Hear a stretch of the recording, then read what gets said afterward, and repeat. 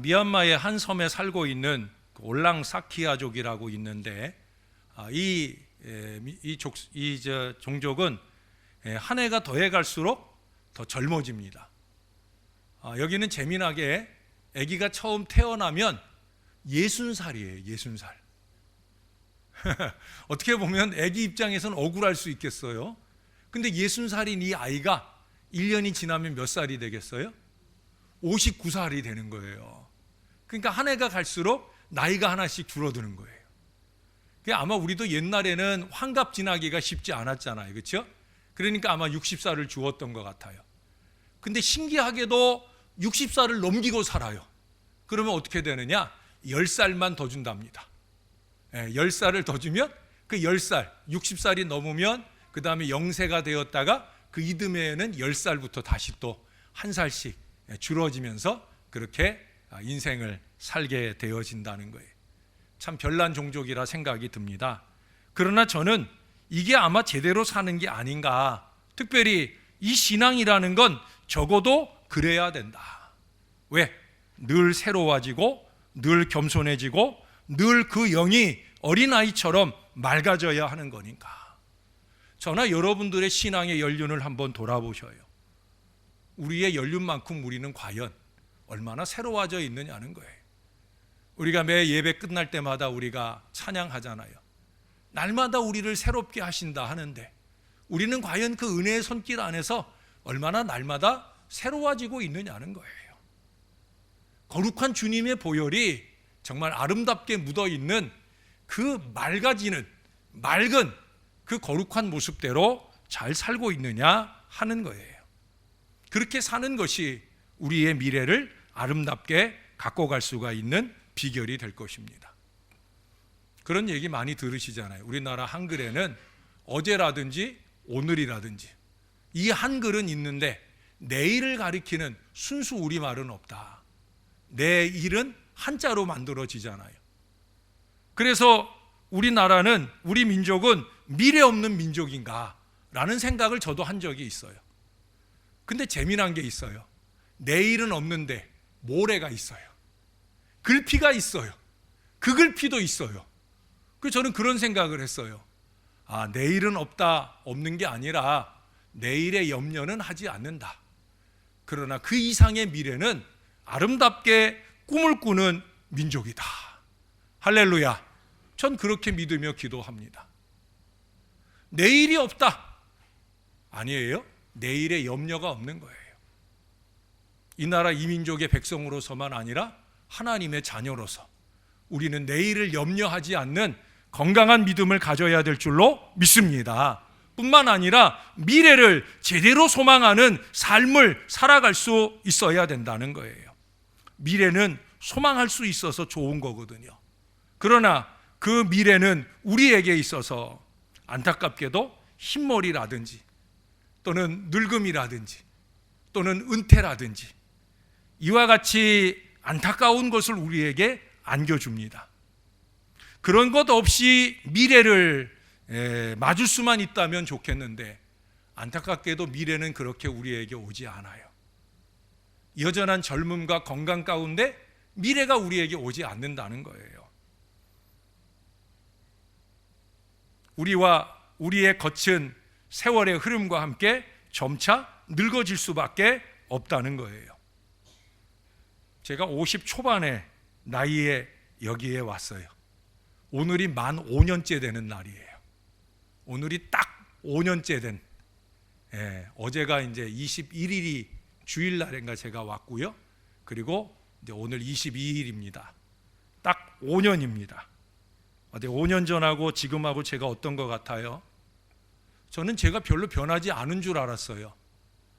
근데 얼마 전에 우리 장례식 갔다 오면서 차를 타고 오는데 어떤 권사님이 5년 전, 4년 전 사진들을 이렇게, 요즘엔 핸드폰에 다 사진들이 있잖아요. 그 권사님이 그 사진들을 저를 보려고 해서 본 건 아닌데 옛날 사진들을 이렇게 보는 중에 거기 저도 있더라고요. 그러면서 우리 목사님 옛날 이때 올 때 아주 창창했다고, 아주 젊어 보이고 아주 잘났다고, 그러면서 그때에 비해서 지금 제가 좀 볼품 없어졌나 봐요. 예. 근데 그 권사님은 그런 표현은 안 했어요. 근데 옆에 앉아서 맞장구 치는 어떤 권사님이, 마침 그분이 오늘 안 오셨네. 다행이네. 그분이 맞장구를 치는데 제가 듣기에는 이게 분명히 욕이라 생각이 드는데, 예? 5년 전에 올 때 아주 멋있었다는 거예요. 근데 이제 제가 그때보다 이제 몸무게도 좀 빠지고 좀 품격 있던 배도 좀 들어가고, 예? 그리고 아마 이제 5년 사이에 여러분들이 제 속을 좀 썩여서 그런지 제가 좀 늙기도 하고 그런 모양이에요. 그때보다 지금 아주 못났다고. 그러면서 대놓고 욕을 하더라고요. 예. 근데 제가 속으로 계속 생각했어요. 이거 욕 아니야. 이거 욕 아니야. 목사가 5년 동안 어려워서 이렇게 많이 늙었다고 안타까워하는 걸 거야. 안타까워하는 걸 거야. 제가 혼자서 그런 생각을 했어요. 그러면서 한편으로 생각했어요. 내가 이렇게 생각하려고 애쓰는 거 보니까 내가 늙기는 늙었나 보다. 예? 그런 생각을 제가 해봤습니다. 여러분, 그렇습니다. 우리는 그렇게 세월에 따라 늙어질 수밖에 없는 거예요. 우리의 늙음, 낡음, 후패함과 더불어 우리의 마음까지 늙어간다고 하면 우리의 미래는 전혀 희망이 없을 거예요. 가능성도 없을 거예요. 우리는 그렇게 살아서는 안 되는 사람들이죠. 육신의 나이가 들 수밖에 없어요. 또 나이에 맞춰서 우리가 때때로 은퇴라고 하는 순간도 만날 수밖에 없고, 이젠 더 이상 내가 손댈 수 없는 지경에 이를 수도 있을 거예요. 그러나 그것이 끝이다 라고 생각하면 안 된다는 거죠. 그런 중에 하나님이 나에게 주실 또 다른 사명의 일들을 찾을 수 있는 마음, 주님이 내 마음에 감동하시는 그 미래를 위해 내가 꿈꾸고 노력하는 마음들이 필요하다는 거예요. 그건 오늘 졸업하는 아이들도 마찬가지예요. 유치부를 졸업하고 초등학교 아동부로 올라가거나 또 청소년부를 졸업하고 대학이나 사회에 진출하거나, 이 모든 상황 속에서 그 열려질 미래를 향해 우리가 제대로 된 새로움의 미래를 향한 좋은 마음들을 가지고 열어가야 된다는 거예요. 아침에도 읽어드렸던 오늘 18절 말씀을 한 번 더 보십시다. 여러분들이 한번 읽어주실래요? 18절 시작.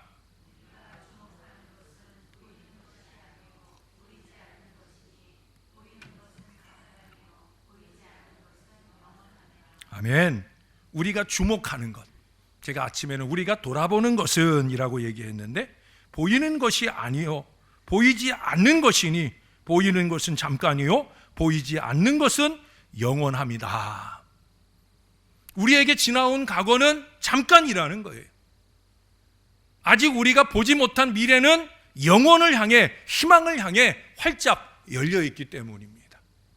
지금 우리가 지금까지 살아온 날들보다 앞으로 살아야 할 날들, 물론 육신적으로는 더 짧을 수도 있죠. 그러나 영적인 미래, 천국의 미래까지 우리가 꼽아본다고 하면 말로 할 수 없는 소망의 미래가 우리의 앞길에 있는 줄로 믿습니다. 그러므로 여기 17절에서 우리가 잠시 받는 환난에 경한 것이 지극히 크고 영원한 영광에 중한 것을 우리에게 이루게 함이니, 이게 무슨 얘기예요? 과거나 현재가 환난과 실패였다고 해도 그것은 잠시뿐이라는 거예요. 가벼운 것이요 그에 비하면 우리 미래의 영광은 영원한 것이요 실로 크고 중한 축복이 보장되어 있다라고 하는 거예요. 적어도 저와 여러분이 하나님 보시기에 좋은 신앙의 모습으로 생각하고 말하고 행동하며 살 수 있다고 하면 우리의 미래는 그렇게 달라지게 되어진다는 거예요. 그러면 우리는 언제 어떤 출발의 자리에 서 있든지 간에 우리의 과거의 실패나 성과 없음에 상관없이 희망과 기대를 가지고 열어갈 필요가 있다는 거예요. 겉으로 보이는 것이 전부가 아니요 그 이면에 무한한 가능성의 새힘, 새 능력이 발휘되어질 수 있기 때문에 그래요. 우리가 주 안에 있기만 하면, 임마누엘 신앙만 분명하다고 하면, 함께 하시는 그 주님 앞에 우리가 떳떳할 믿음으로 살고 있기만 하면, 우리가 주님의 말씀과 기도를 붙들고 살기만 하면, 그렇게 2020년 아니 그 이후의 미래까지도 우리는 분명한 희망의 미래로 열어갈 수가 있다라고 하는 거예요. 여러분, 그런 얘기가 있어요. 미국에 사는 어떤 풍선 장수 얘기입니다. 이 풍선 장수가 풍선을 팔 때 그 풍선 안에다가 가스를 넣어주잖아요. 무슨 가스를 넣는지 아세요? 예? 수소가스를 넣어요. 수소는 공기보다 가볍기 때문에 수소가스를 넣으면 그 풍선이 이렇게 묶어서 줄을 이렇게 매달고 있다가 그 줄을 탁 놓으면 풍선이 하늘 높이 날아갑니다. 그러니까 그 풍선을 파는 사람들은 아이들의 손에 이 풍선을 잘 묶어주거나 고리를 통해서 꼭 쥐게 만들어요. 그러면 이 풍선은 둥둥 떠서 이 아이가 가는 모든 곳에 함께 가게 됩니다. 많은 아이들이 그 풍선 장수 주변에 몰려듭니다. 이 풍선 장수가 상술이 있는 사람이에요. 그래서 아이들이 좀 더 환호하게 하려고 일부러 빨간색 풍선 하나를 탁 풀어주었어요. 그랬더니 이 풍선이 둥둥 뜨면서 날아오르기 시작하는 거예요. 저 멀리 있는 아이들도 그 풍선을 바라보면서 이 아저씨 주위로 막 몰려오고요. 뿐만 아니라 그 풍선을 잡으려고 그러다가 놓친 풍선이 하늘 높이 점이 되어 없어질 때까지 목이 아파라고 목이 부러질 정도로 쳐다보는 거예요. 아이들이 다시금 또 다른 풍선을 놓아주길 바라면서 환호하고 바라보는 걸 아는 이 아저씨가 다시 파란 풍선 하나를 풀어주고요, 노란 풍선 하나도 풀어줍니다. 아이들이 막 환호를 치면서 난리가 났어요. 근데 한쪽에서 검은색 피부를 가진 흑인 아이가 그 모든 광경을 처음부터 보는데, 다른 아이들은 흥겨워하는 중에 있는데 이 검은색 피부를 가진 이 흑인 아이만큼은 하나도 기쁜 표정이 아니에요. 그러면서 이 풍선 장수 아저씨에게 다가와서는 이 아이가 묻습니다. 아저씨, 저기 있는 검정 풍선도 그렇게 날아오를 수 있나요? 라고 물었어요. 풍선 장수 아저씨는 그 말이 무슨 의미인지를 금방 알았어요. 그래서 그 아이가 보는 데서 씩 웃으면서 그 검정색 풍선을 꺼내 가지고는, 얘야, 이 풍선이 날아오르는 것은 겉으로 보이는 검은색 때문이 아니라 그 안에 있는 수소 때문이야. 자, 봐라 하면서 그 풍선을 탁 놓아주니까 이 풍선이 하늘 높이 날아오르더라는 거예요. 아이는 막 좋아라 하며 펄쩍펄쩍 뛰고 그 마음에 깊은 깨달음을 간직하게 되어집니다. 풍선이 날아오는 것은 겉모양의 색깔 때문이 아니라 그 안에 있는 수소 때문에 날아오르는 것이다. 이것이 이 아이에게 충격적 도전이 되는 거죠. 나도 나의 인생을 날아오르게 할 수 있는데, 내가 나의 인생을 날아오르게 할 수 있는 것은 내 피부가 하얘야 된다 하는 것이 아니라는 거예요. 내 피부가 검은색일지라도 나는 얼마든지 내 안에 무엇을 품느냐에 따라 날아오르는 인생이 될 수 있다. 그 아이는 분명 그렇게 미래를 향한 희망과 비전과 믿음을 간직하고 열심히 노력하며 살았을 것이고, 분명 위대한 미국인, 위대한 신앙의 사람이 되었을 것임을 저는 그 글을 읽으면서 확신할 수 있었어요. 그 이후에 그 아이가 어떻게 됐는지 저에겐 중요하지 않아요. 저의 확신 속엔 이미 그 아이는 훌륭한 아이가 되어 있을 거고요, 그 아이가 예수 잘 믿는 아이였으면 하나님의 영광을 잘 드러내는 아이가 되었을 것이다. 저는 그렇게 믿어요. 그게 신앙이거든요. 이전에 맞았던 새해나 또는 새 학교, 새 미래, 새로운 시작에 있어서 좋지 않은 결과로 끝났던 과거가 있을 수 있어요. 개인적으로도 그렇고요, 공동체적으로도 마찬가지예요. 좋지 않았던 과거가 다 있을 수 있잖아요. 언제나 모든 사람이, 언제나 모든 공동체가 잘 마친 공동체, 잘 시작하는 공동체를 늘 여느냐? 아니잖아요. 얼마 전에 그 짱발장이라고 하는 사건이 인천에서 있었잖아요. 그 자기 자식과 함께 사과 몇 개, 우유 2팩 그거 훔치러 왔다가 붙잡혀서 부끄러운 고백과 함께 용서도 받고 많은 사람들의 도움도 받았는데, 근데 여러분, 그 마트의 주인 아저씨도, 사장님도 마찬가지고요, 또 그 어려운 일을 돕기 위해서 20만 원을 놓고 가거나 또 다른 많은 도움의 손길을 더해준 사람들의 이야기를 읽어보면요, 두 가지 공통점이 있어요. 하나는 뭐냐? 자기들도 어려운 때가 있었다는 거예요. 자기들도 어려운 때가 있었다는 거예요. 제가 그 얘기를 읽으면서 누구에게나 어려운 때는 한두 번씩 있구나. 누구나 일취월장 성장하고 성숙하고 잘되는 미래만 살았느냐? 아니라는 거죠. 나도 안 되고 어려울 때. 예? 여러분도 알다시피 저에게도 그런 때가 있었죠. 누구에게나 다 그런 때가 있었던 거예요. 지금 또 그런 때를 살고 있는 사람들도 있는 거예요.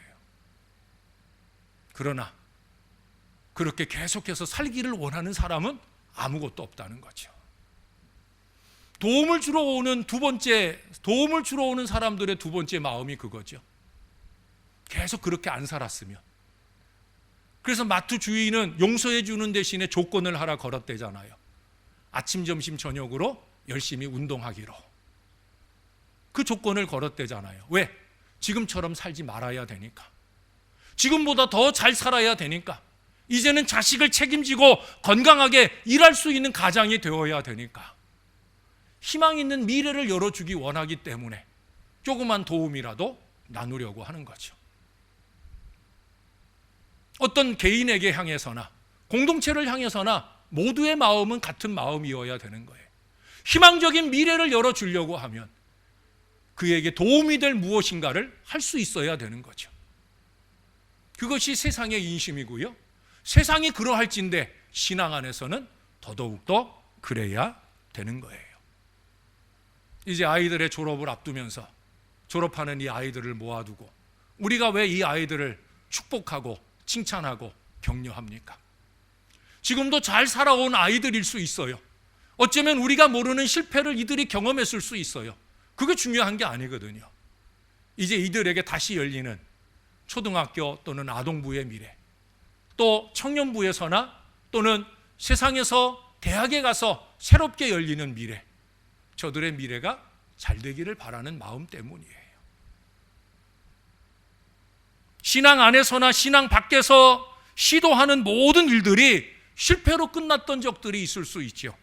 그러나 그렇다고 모두 다 접어두고 자포자기로 비관으로 무기력하게 주저앉아 있곤 한다고 하면 우리에게는 미래가 없는 거예요.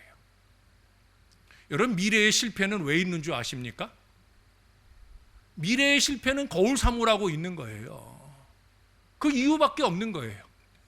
다시 미래를 그리워하고 애굽살이로 돌아가기 위해서 있는 게 아니라니까요. 미래에 우리가 이렇게 해봤더니 이런 결과가 오더라 라는 거울을 삼으라고, 그렇게 과거에 우리가 이랬더니 이런 어려움이 오더라, 이런 실패가 오더라, 그거 거울 삼으라고 있는 거예요. 그걸 거울 삼지 못하면은요, 광야 40년 노정에 그 인생을 마친 이스라엘 백성들처럼 되는 거예요. 그것을 거울 삼고 그렇게 되지 않기 위해서 오늘의 신앙을 점검하고 내일의 미래를 더욱더 하나님께 의지하는 가운데 제대로 된 미래를 살 수 있을 때, 그럴 때 다른 미래가 열리는 거예요. 몇 년 전에 명절이 되었는데요, 저희 형님하고 저희 동생하고 같은 고등학교를 나왔어요. 정확하게 얘기하면 형님은 그 이름의 중학교를 나왔고 동생은 그 이름의 고등학교를 나왔어요.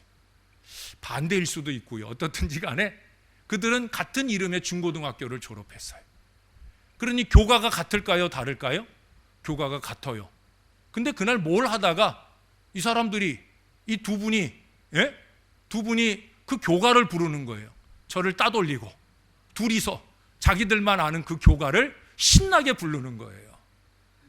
근데 저는 그 교과를 함께 부를 수 없었지만 마지막 줄 가사에 감동을 받았어요. 그 가사는 이렇습니다. 전통은 성장 속에 항상 새롭다. 전통은 성장 속에 항상 새롭다. 저는 그 교과를 지금도 모릅니다. 그러나 제가 그 글을 적어놓고는 곱씹어 보았어요.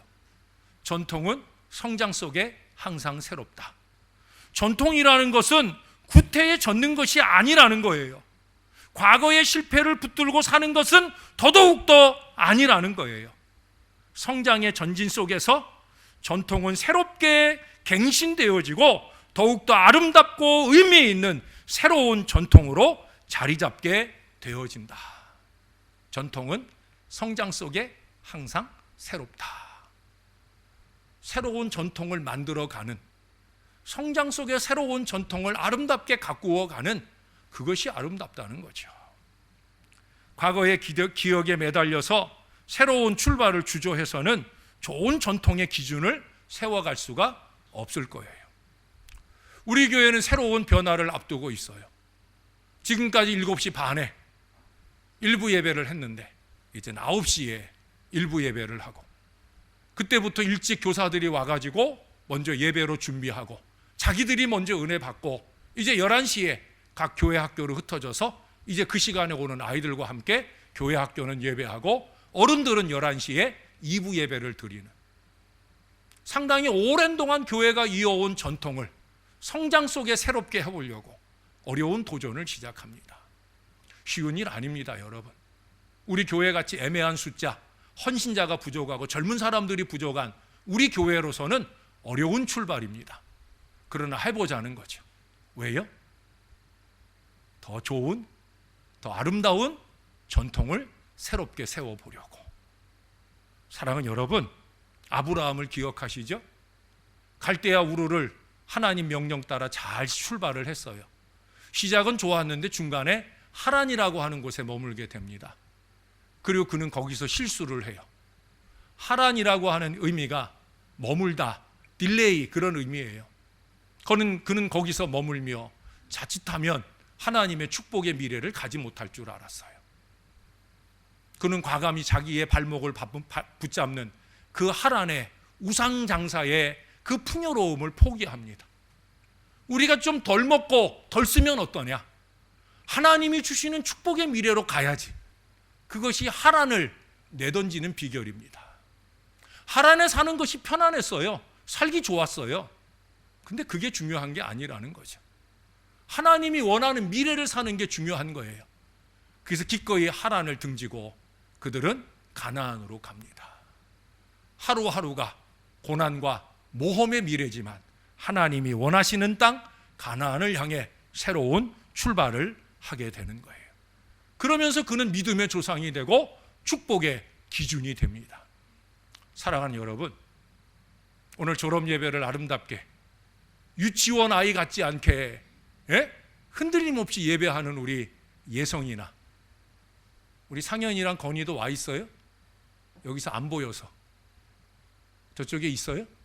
없어요? 둘 다 안 왔어요? 아직도 시험 치르고 있나?